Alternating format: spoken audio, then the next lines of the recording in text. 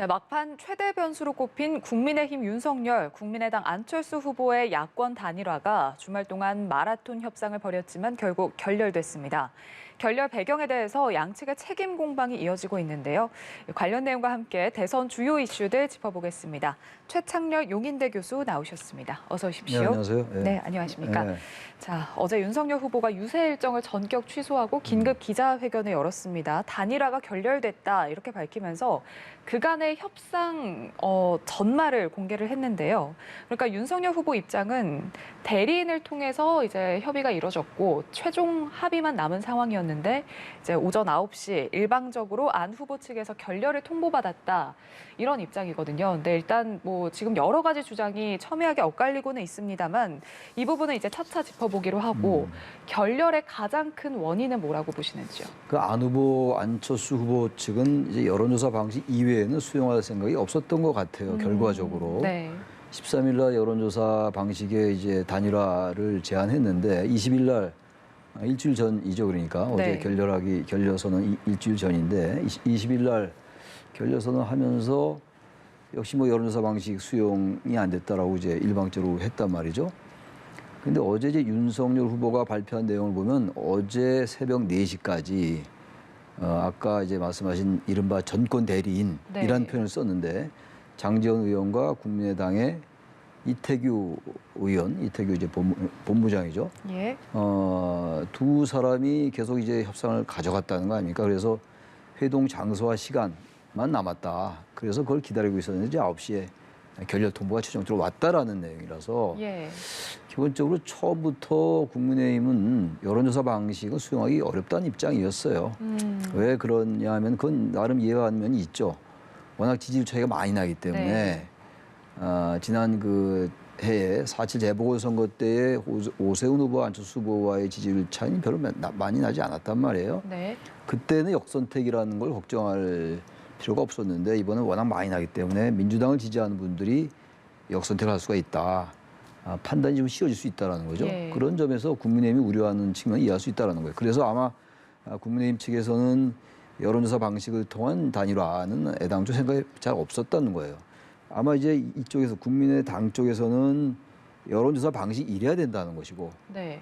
국민의힘 쪽에서는 그것보다는 뭐 공동정부라든지 여러 가지 헌법 정신에 따른 총리라든지 뭐 이런 것들을 서로 이제 협상했을 가능성이 있어요. 그 13일 날 단일화를 제안하기 이전에도 이제 접촉이 있었다는 거고 13일부터 20일 사이에도 접촉이 있고 다 접촉이 있었던 거예요. 네네. 지금 이제 국민의힘이 발표한 내용을 쭉 보면은 접촉이 전혀 없어서 막 다 결렬되고 이런 건 아니란 말이죠. 그래서 아마 그런 생각의 차이가 이제 결국은 어제 사실상의 단일화 결렬로 이어진 것이 아니겠는가. 그리고 양측의 신뢰가 일단 뭐 전제되지 않았다고 생각을 합니다. 네. 아무래도 여론조사 방식에 대한 입장차가 가장 네. 큰 원인이었을 것 같다 이렇게 네. 분석을 해주셨는데 지금 얼마나 의견의 합의가 있었는지도 지금 양측 국민의힘, 국민의당 지금 입장이 엇갈리고 있는데 일단 윤 후보 측에서는 굉장히 좀 구체적인 단일화 합의안까지 도출이 됐다. 뭐 대통령직 인수위를 함께 운영하고 공동정부를 꾸리는 방안 좀 상당히 구체적으로 이야기를 했습니다. 이 합의안까지 도출이 됐다 이런 입장인데 반면에 지금 안철수 후보는 이걸 일단은 그 얘기는 좀 들어보고 논의 후에 그다음에 결론을 내자 그 수준이었다 이런 입장이거든요. 지금 너무 다른데 어제 왜, 안 네. 후보가 여수에서 하는 발언을 보니까 여수 현장에서 유세 현장에서 얘기하는 걸 들어보면은 이태규 의원은 전권 대리인이 아니다.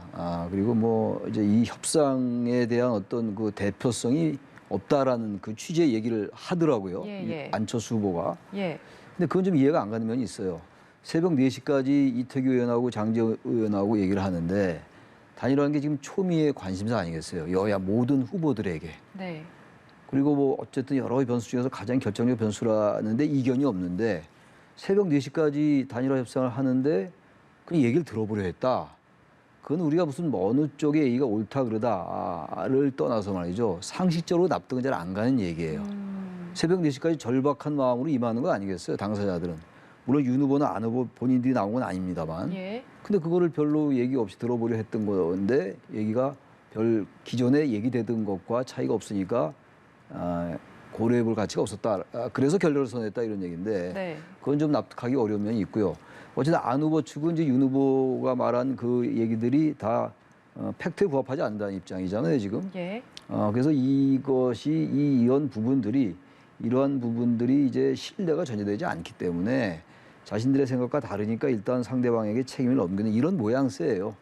이게 단일화가 어떻게든 우여곡절을 거쳐서 이제 완성이 됐다면 이런 말이 나올 수가 없겠죠.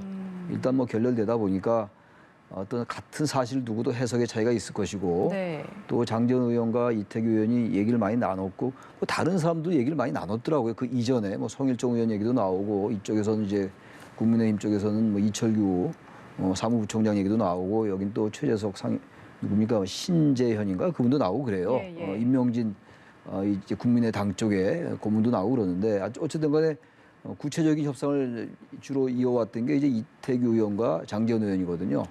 근데 아무튼 간에 서로 간의 의견이 다르다 보니까 보고가 좀 달리 될 수도 있었을 거고 후보들에게. 네. 그러다 보니까 해석의 차이가 있었던 것이다라고 생각을 해요. 예.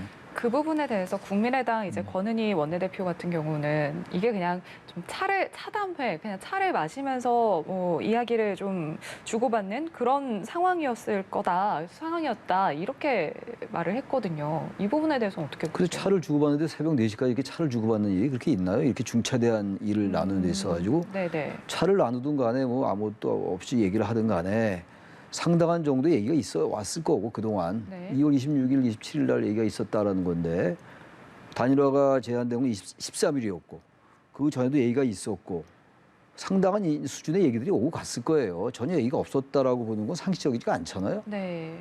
근데 뭐 그냥 차나 한잔 마시고 얘기를 들어보려 했다라는 거는 내용 여부를 떠나서 일반적으로 납득되기는 어려운 얘기라고 저는 생각합니다. 예. 그리고 그 전권과 관련해서 지금 국민의당 입장은 전권을 부여받은 게 아니다. 그러니까 이태규 의원에게 전권을 준 게 아니다. 이런 입장이거든요. 그런데 사실 이태규 의원 같은 경우는 서울시장 때도 이제 협상자였잖아요. 협상 그렇죠. 당사자여서 사실 그래서 좀 영향이 없다라고 보기는 좀 어려운 부분도 있는데 아무래도 이제 국민의당 내부에서 이 단일화에 대해서 의견이 엇갈리는 만큼 이번 단일화 결렬에 대해서도 어느 정도 시각차가 있어서 이런 좀 다양한 말이 나오는 거 아닐까 싶기도 한데 그렇다는 생각이 듭니다. 왜냐하면 국민의당의 안철수 후보는 여론조사 방식에 대한 집착이 강했다고 보이고 예. 국민의당 내부에서도 뭐 사람들에 따라 다르겠습니다만 단일화 쪽으로 기우는 분도 있었을 거고 여론조사 방식이 아니더라도 공동정부가 됐건 어떠한 형태로든 간에 단일화 성사 쪽에 무게를 두는 분이 있었을 거고 예. 그렇지 않고 여론조사 방식 쪽을 고집하는 분도 있었을 거예요. 아마 그러한 어떤 그 당내의 이견도 네.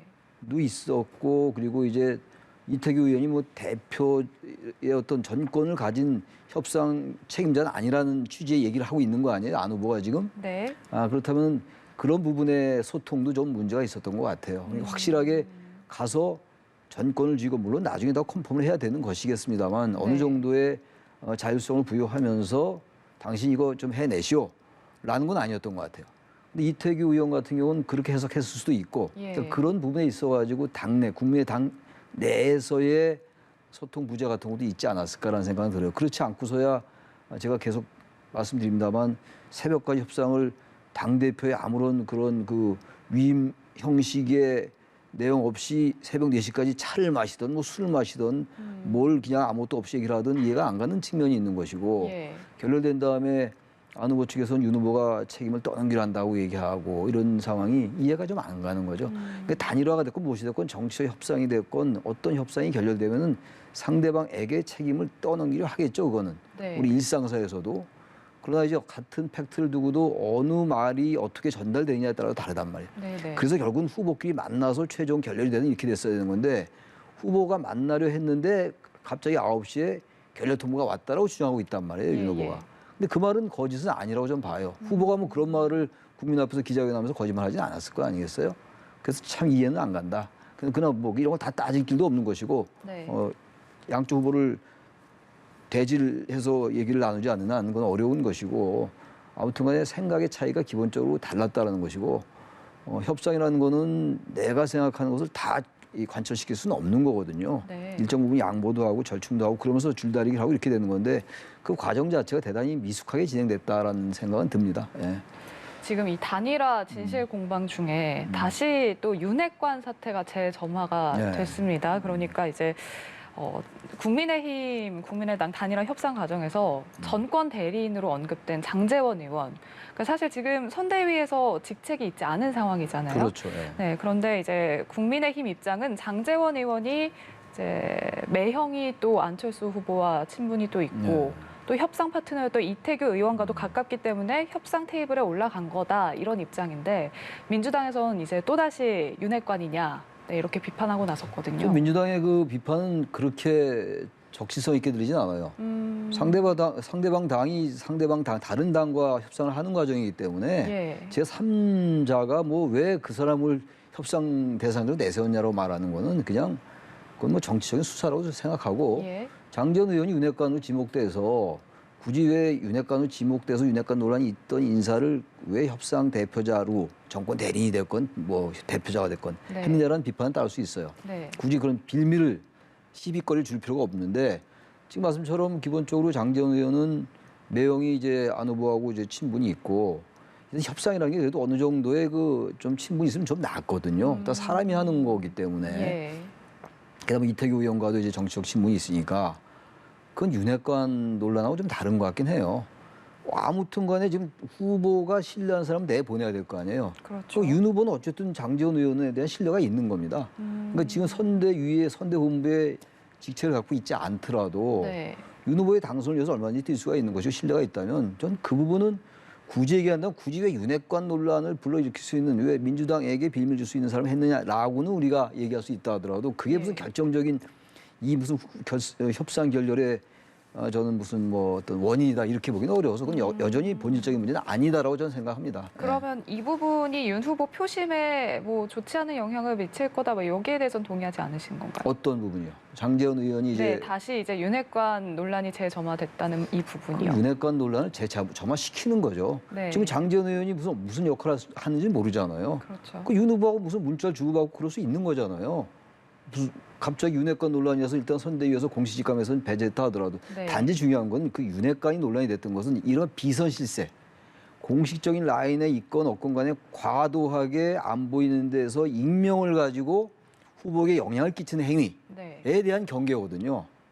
정식 직함을 가지고 결제 라인에 있는 사람이 얘기하는 것과 그렇지 않고 과도하게 영향을 행사하는 거. 예. 근데 꼭 직함을 가진 사람만이 영향을 행사하는 건 아니에요. 여러 사람이 의견을 줄 수가 있는 건데 익명 뒤에 숨어서 이렇게 과도하게 이제 막 뭔가 이렇게 비선 그룹으로 행동하는 거에 대한 그 비판이거든요. 네. 그래서 그 부분과 이번에 협상의 대표로서 장제원을 선정한 거에 대해서 그게 윤핵관이기 때문에 윤 후보의 지지에 영향을 준다. 그건 전 동의하기가 좀 어려워요. 다른 이유 가지고는 모르겠는데 그 예. 이유 때문에 뭐 결렬됐거나 그 이유 때문에 뭐 비판을 많이 받아야 된다거나 그러나 민주당으로서는 또 그렇게 공세 수위를 높이는 거죠. 정치적 공세를 높일 수 있으나 예. 그게 전 그렇게 본질적이거나 핵심적인 문제는 아니지 않겠는가라고 생각합니다. 예. 알겠습니다.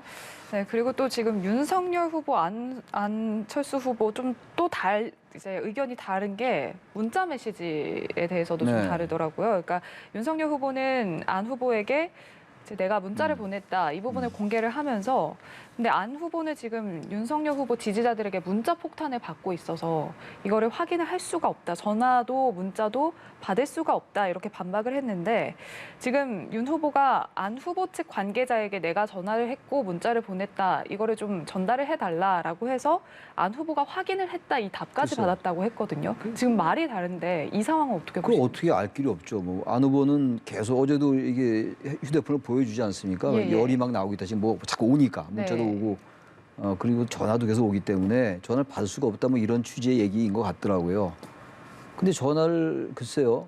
지금 윤 후보는 24일 목요일 날 그리고 25일 금요일 날 오후 6시에 24일 오후 6시에 안 후보에게 회동을 제안하는 전화를 했고 네. 문자를 보냈다라는 거고 또 25일 날 오전에 또 윤 후보가 똑같이 안 후보에게 재차 재회동 제안 전화와 문자를 발신했다라고 주장하고 있는 거거든요. 네. 근데 안 후보는 봐라 지금 뭐 전화를 받을 수가 있느냐 이렇게 전화가 많이 오고 있는데 문자 폭탄이 오고 네. 이런 주장을 하고 있는데 그래서 그거 뭐 제가 알 길이 없죠. 그건 가서 직접 확인하기 전에는 뭐 이런 것들이 다 그러니까 이거 글쎄 뭐 이걸 진실 공방이라고까지 말하기는 좀 말씀드리긴 그렇긴 한데 네. 글쎄요, 회동 제안 전화를 하고 문자가 난 거를 후보가 직접 기자회견을 할 때 나와서 거짓말했다는 것도 이해하지 않고 그랬을 리는 없다고 저는 보고 네. 또 안 후보도 온 거를 자기가 받은 걸 안 받았다고 얘기하는 것도 적어도 대선 후보란 분이 그러진 않았을 것 같아서 예. 알 길은 없어요. 그래서 제가 자꾸 말씀드리는 게 이걸 이제 회동을 제안하고 문자 보냈는데 그것도 어떻게 해석하냐에 따라서 그건 안 받았다고 얘기를 하는 것인지 이런 일들이 워낙 많으니까 예. 결국 해석의 차이일 수도 있고 뭐 아니면 어느 한쪽이 거짓말하는 것일 수도 있고 그건 확인할 길이 없겠죠. 예. 그렇죠. 예. 지금 대선이 9일밖에 안 남았는데 여전히 여론조사 결과도 초박빙 판세고 지금 단일화가 만약에 이제 완전히 결렬이 되고 대선이 이제 사자 대결로 간다면 앞으로의 판세는 어떻게 전망하시는지요? 그래서 판세를 정말 전망하기 어려워요. 예. 오늘도 이제 여론조사 나온 것들 보면은 어제 오늘 또 어제 저녁에 나온 게 있고 오늘 오전에 나온 게 있는데 예. 뭐 같은 날 나온 게 같은 회사에서 한 게 어떤 방식에 따라서 윤 후보가 이긴 것도 있고 이제 네. 이 후보가 이긴 게 있단 말이에요. 오늘 오전에 발표되니까 같은 여론조사 기관이에요. 이게 예. KSOI에서 한 거던데 그야말로 초박빙이라는 거죠. 정말 한치 앞을 내다보기 어려운. 정말 이런 대선은 없었어요. 87년 대선 민주화 이후에 첫 대선이 13대 87년도 대선인데 예. 저차적 민주주의가 처음 이제 확립되고 나서의 대선인데 그때 이후로 7번 대선이 치러졌었는데 이렇게까지 대선 지금 9일 남겨놓고 알 길이 없는 대선은 처음이고 3월 2일이면 이제 모레거든요. 모레까지 여론조사 한 거는 공표할 수가 있어요. 근데 3월 3일부터 하는 여론조사는 공표할 수 없거든요. 네네. 모레라 이제 오늘 무슨 오후에 또 뭐 여론조사 나올지 모르겠는데 결과가 오늘 내일 모레예요 이제 그 여론조사 결과가 끝이에요. 조사는 하더라도 공표를 못 하는 거니까 이른바 네. 우리가 깜깜이 기간에 들어가는 거예요. 3월 이제 2일 날 뭐 3일 발표 이게 4일 발표되지는 않을 거 아니에요. 네네. 그 3일부터 이제 9일까지는 모르는 거죠. 그 4일 날 바로 사전 투표에 들어가는 거고. 예. 그러니까 이제 유권자들은 뭐 그 여론조사에 따라서 자신이 좌우되는 건 아닙니다만 흔히 말하는 뭐 밴드웨건 효과. 그렇죠. 이긴 후보한테 표가 몰리냐서 그다음에 언더독 좀 이게 표가 지금 지지부진한 후보에게도 표가 또 가는 이런 두 가지 양극화된 투표 심리들이 있단 말이에요. 예. 어떻게 작용될지 모르겠습니다. 어쨌든 그러나 또 토론회가 또 이제 3월 2일 날 있고 양쪽 지지층은 많이 결집해 있는 것 같아요. 지금 이제 부동층의 이제 이 두께도 점점 얇아지는 것 같은데 네. 이 부동층들이 어떻게 움직이냐에 따라서 뭐 결국은 뭐 판가름 나지 않겠습니까? 예, 예.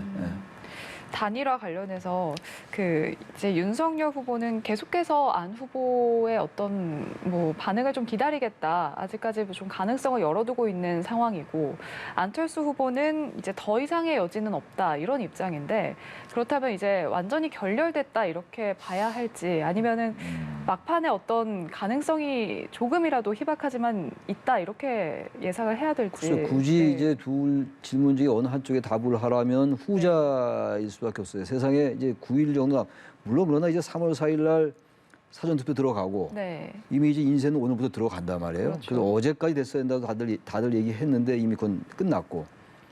그러니까 단일화 효과는 뭐 현저히 반감되고 있는 거예요. 지금 설령 된다 하더라도 피로감도 많이 누적되고 저렇게 신뢰가 깨진 상태에서 모르죠. 네. 근데 이번 대선이 워낙 이례적인 부분들이 많기 때문에 만약에 이러다가 단일화가 되면 더 극적 효과가 생겨서 누가 될지 모르지만 단일화가 되는 쪽의 후보가 더 이길 가능성도 있을 수 있어요. 그러나 네. 지금 현재 단계에서 본다면 사실상 단일화는 물 건너간 게 아닌가라고 보는 게 상식적입니다. 상식적인데 아직도 이제 국민의힘은 끝까지 투표 전날까지 노력하겠다는 입장이고 또 윤 후보, 안 후보 측에서도 여러 가지 생각이 있을 것이고 전격적으로 단 될 수 있다고 생각해요. 그러나 그 가능성이 높다고 볼 수는 없죠. 낮다고 봐야 되겠죠.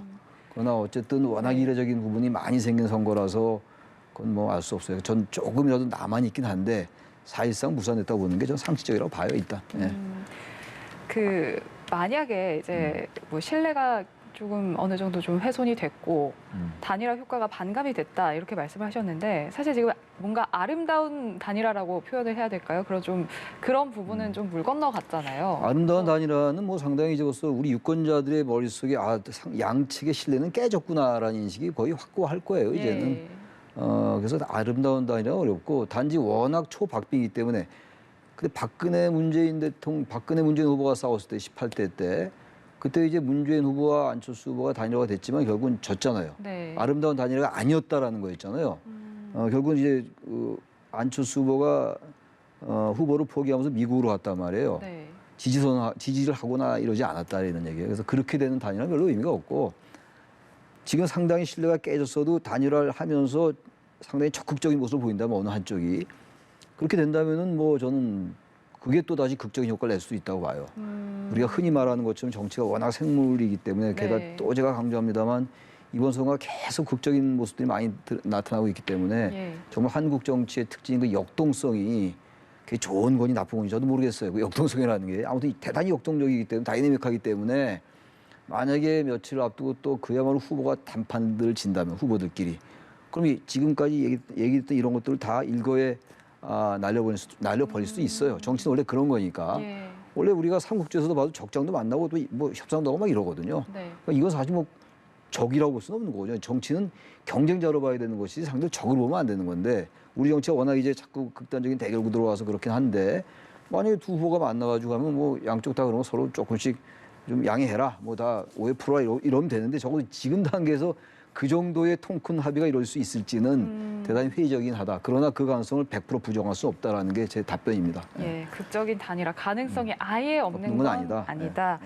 네, 지금 민주당도 안 후보에게 계속해서 러브콜을 보내고 있는 상황인데 지금 민주당이 내놓은 국민통합정치개혁안 지금 심상정 후보도 그렇고 안철수 후보도 그렇고 좀 진정성을 보여달라라고 네. 했는데 지금 바로 주말에 의총을 열어서 이제 국민통합정치개혁안을 이제 의총을 열었거든요. 좀 진정성을 보인 것 같은데 여기에 대해서 다른 후보들이 어떻게 화답을 할지도 궁금해요. 나름대로 노력을 하고 있는 거예요. 예. 지금 이제 어제 의총에서 당론으로 채택됐는데 우선 그게 그런 게 그렇게 일요일 날 밤에 채택되고 이런 것도 그렇게 썩 그렇게 좀 이례적이긴 한데 예. 그 선거 제도 개편 문제 같은 건 굉장히 중요한 문제잖아요. 우리가 항상 얘기해 왔던 게 지난번에 그 연동형 비례대표제가 결국 준연동형 비례대표제로 갔다가 아주 누더기가 되고 말았잖아요. 네. 이른바 그 다당제를 위한 선거구제 도입은 전혀 무산됐던 거였단 말이에요. 위성정당이 나오고 그랬던 건데 그건 여야 똑같아요. 뭐 누구 탓할 것도 없는데 아무튼 선거 개혁이라든지 정치 개혁은 대단히 중요해서 저는 개인적으로는 거기서 나온 것 중에서 상당 부분 동의를 해요. 결선 투표도 그렇고 뭐 다당제로 가야 된다면 다 일리가 있는 얘기들인데 네. 그 다당제로 가는 데 있어가지고는 여러 가지 단계가 필요하거든요. 근데 선거를 앞두고 이제 그 제가 단정할 수는 없겠습니다만 안 후보에 대한 러브콜을 이제 단일화보다는 그런 이제 정치 개혁적으로 제도적으로 접근하는 거니까 그걸 나무랄 수는 없어요. 단지 그 내용이 어쨌든 정치 공학적으로 안 후보를 윤 후보와 이제 어느 정도 견제를 하고 그리고 안 후보에게 다당제라든지 이런 것들을 성사시키는 하나의 몸짓 같은 거란 말이죠. 그래서 저는 그 내용 자체는 충분히 토론할 수 있는 건데 너무 선거에 임박해서 그러한 정치 공학을 의식해서 하는 것 같은 느낌은 배제할 수가 없어요. 일요일 날 뭐 당론 채택하고 이런 것들이 결국 나중에 여야가 같이 통과시켜야 돼요. 그 부분들은 선거 제도 문제는 왜냐하면 선거의 룰에 관한 문제이기 때문에 아무리 의석이 많다 하더라도 단순하게 그 의결 정족수만 가지고 통과시키면 안 되는 게 선거제도에 관련된 거라서 이건 그야말로 우리 정치의 굉장히 중요한 화두들이에요. 네. 제가 가장 아쉬웠던 게 이번 선거 과정에서 왜 이렇게 정치 담론이 안 나왔을까. 그런데 나오긴 나왔는데 이게 단일화 관련하면서 연대와 관련해서 나왔기 때문에 그런 의미에서 좀 진정성이 좀 덜 느껴진다는 거예요. 충분히 의인이 있으나 일요일 날 당론 채택되고 이런 급하다고 느끼잖아요. 급하다고. 빨리 이제 안 후보 끌어들여야 되고 이러니까 안 후보의 단일화는 하지만 안 후보의 연대 이런 부분을 의식했다고 좀 봐요. 일단 결선 투표제 그리고 중대선거구제 그리고 다당제 국회 추천 총리 이런 부분들 많이 얘기 나왔던 부분들이거든요. 그런 부분은 숱하게 논의할 수 있는 거였어요.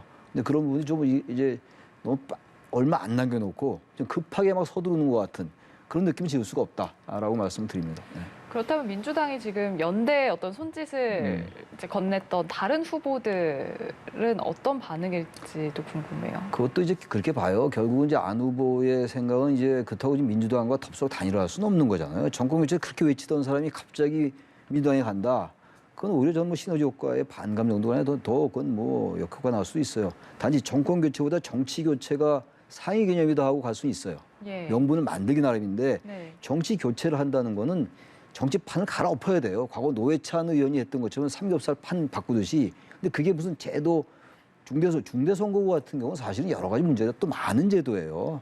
일본의 중대선거구제 실패했잖아요. 예, 예. 그렇게 쉽게 무슨 소선거구제가 승자 독식이라서 문제가 있으니까 중대선거로 가자. 그것만이 능사는 또 아니기 때문에 여러 가지 제도는 장단점이 있는 거거든요. 그래서 그럼에도 불구하고 안 후보로서는 다당제 본인이 주장해 왔던 거니까 연대 하나의 고리가 될 수 있다라고 생각할 여지는 있다고 생각합니다. 예. 지금 이 밖에 우크라이나 사태가 대선 변수로 떠올랐는데 이재명 후보가 이제 토론회에서 이제 우크라이나 대통령을 이제 지칭을 하면서 초보 정치인이 대통령이 되어서 나토 가입을 하려다가 전쟁을 초래했다. 이 발언을 두고 지금 국민의힘에서는 비판을 하고 있는데 어떻게 보셨는지요? 저는 그거는 아주 전 적절치 못한 발언이라고 생각해요. 왜냐하면 우크라이나 대통령이 초보자가 됐건 말건 우크라이나는 지금 전 세계로부터 많은 그 동정을 받고 있는 상황이고 푸틴이 침공한 거예요. 예. 그건 푸틴이 러시아의 국익 때문에 침공한 거예요. 그게 무슨 지금 푸틴 우크라이나 대통령이 초보자이기 때문에 나토 가입을 괜히 얘기해서 자극해서 침공했다라는 취지로 해석될 수가 있는 얘기를 했단 말이에요. 예. 그러니까 그거는 이재명 후보의 개인 견해일 수 있지만 적어도 우크라이나라는 약소국이 지금 침공을 당한 상태고 이 상태에서 상대방 윤 후보가 정치 초보라는 것을 강조하기 위해서 다른 나라의 참화를 끌어들였다고 해석될 수 있는 여지가 있기 때문에 이건 그렇게 지도자로서 적절한 발언은 아니다. 그러니까 말하자면은 상대방 후보의 약점을 끄집어내기 위해서 현재 대단히 심각한 국제 관계나 여러 가지 이 문제를 그대로 끌어들이게 되기 때문에 그건 뭐 비판받아 마땅하다고 생각합니다. 저는. 네. 알겠습니다. 최창렬 용인대 교수와 대선 이슈들 자세히 짚어봤습니다. 오늘 말씀 고맙습니다. 네.